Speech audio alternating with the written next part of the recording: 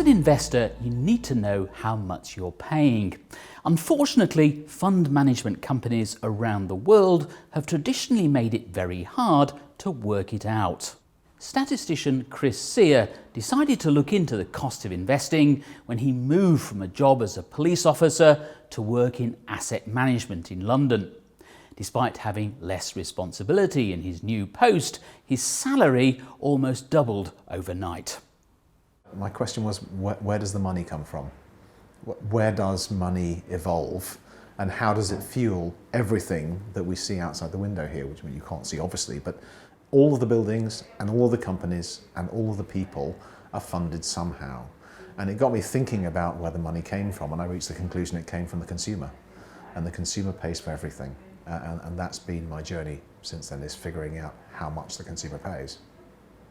Something that surprised Dr. Sear as he started to investigate further was quite how many layers of intermediation there are involved in asset management.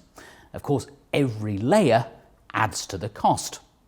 So there are a whole bunch of things the consumer won't recognise. They recognise a fund manager, or maybe if they don't recognise the fund manager, they'll recognise the platform or the distributor, or in the pension fund world, they'll recognise their pension fund provider, but they probably don't know about things like custodians and brokers and transfer agents and all of these many intermediaries that exist in the process that actually every time the money touches them and passes through their hands, they get paid for. Now, I'm not saying that that's wrong for people to get paid, but what I am saying is the industry could be so much more efficient. Every layer of intermediation that sits in that journey takes some money.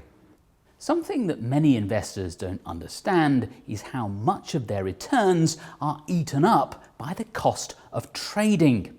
The more the fund manager trades, the more you pay.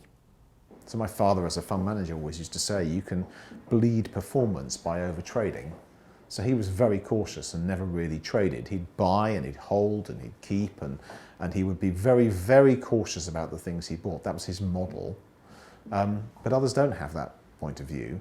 They tend to trade, and they trade upon the volatility of the price. There's an opportunity, we should sell it and make some money, or we should buy it because it's cheap, and then we should sell it later on. Those are two very different approaches. And you need to be aware that when you buy manager A versus manager B, that one is not going to have lots of trading costs and one might well have, because that's their model. Chris Sear is now working in several countries trying to get to the bottom of how much investors pay. But it's a painfully slow process. Until the total cost of investing becomes clear, investors are best advised to stick to low-cost funds with transparent fees and charges.